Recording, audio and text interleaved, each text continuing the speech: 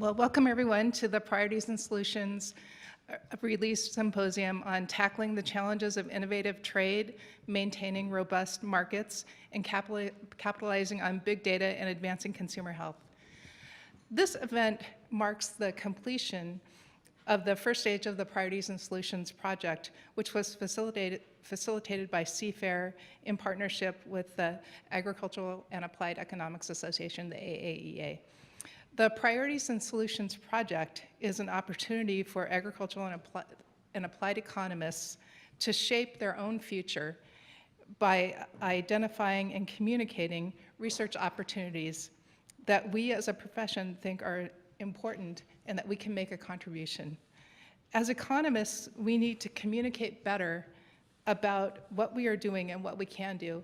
So just from my personal experience, when I was an undergraduate student, I took an environmental economics course that showed how changing policies by providing incentives could create less pollution at a lower cost to society than other types of policies. I saw the power of economics, and this was life-changing for me. So I hope that all of you can get as excited as we get about economics. So we hope to share this excitement as a profession and show that we can make a positive impact on some of the most important problems of our time. This project has engaged the AAEA and CFAIR communities with surveys, 2 events, and direct engagement with many experts in our communities. So first of all, I also want to thank the people and organizations that provided support, both financial and in kind, and they are listed in the slide here. And this is the wrong presentation. This is from this afternoon. Yeah. So sorry.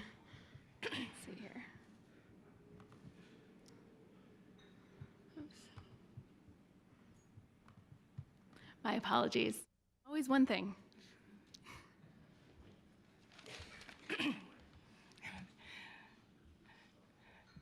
Okay, so first of all, we have 10 project objectives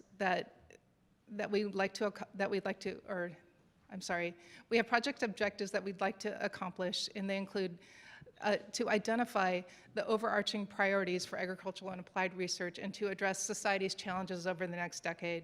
We also want to promote communication among agricultural and applied economists about our priorities for developing new research methods and curricula to meet the future needs of society. We want to communicate this policy to Congress, to federal agency, the key needs for our priorities for research and education in agricultural and applied economics.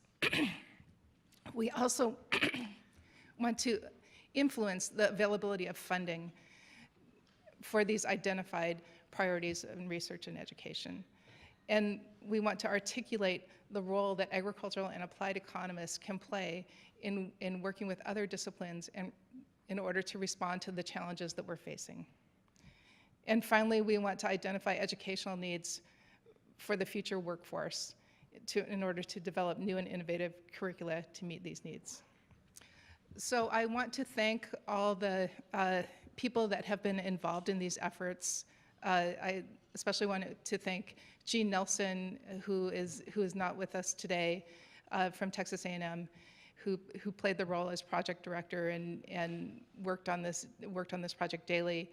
We have the list of the steering committees. I won't name everyone. There are a lot of you are here in the room, and I especially want to thank Karen for all the work that she did. She's been tirelessly working on this and engaging people and making sure that everything flowed smoothly.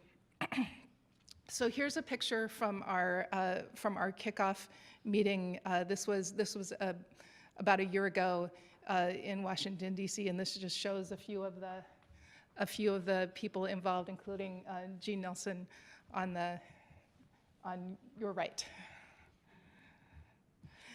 I also want to acknowledge all the individuals, all the authors and reviewers who played a role in this report and this project. And there are too many to list, but we have the authors, reviewers, and the presenters at our previous event, and keynote speakers and discussants, and to Karen for her editing. So now our priority areas. We have 10 priority areas. We're not going to focus on all of them today. We're just going to select a few of them. So otherwise, we could spend a whole week here. But I'll just mention these. Cultivating economic development and trade. So that's one that we're going to focus on today. For stability, growth, and equality. We also will focus on understanding consumer preferences to enhance well-being. So this is both consumer well-being and economic well-being also. We want to ensure growth and opportunities in the farm economy, which I know is a growing problem that we're facing. We want to prepare the agricultural sector for a dynamic climate. So this is one of the most important problems of our time that we need to plan for the future. We want to achieve nationwide food security to enhance rural and urban economic vitality. We want to enhance the natural resource and agricultural sustainability, including water issues, which are huge facing us today. A major opportunity is to harness the power of big data for advances in agricultural production, food supply, and in meeting consumer needs. So big data comes from all sorts of directions, and we want to make the most of using it with all the special training that we as economists have in analyzing big data. We want to advance the rural economic growth for a robust America. We want to build an American energy economy or bioeconomy. This is also one of our major challenges as a society. And then finally, we want to develop the solution supply chain by integrating innovation in the marketplace. So today we will just focus on 4 priority areas. As I mentioned, trade, big data, and consumer preferences. And I'm blanking on what? Food security, yes, thank you. So they are developing the supply solution chain by integrating innovation in the marketplace.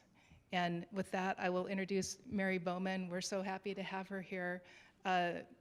Mary is the administrator of the Economic Research Service. She has been at the Economic Research Service since 1997.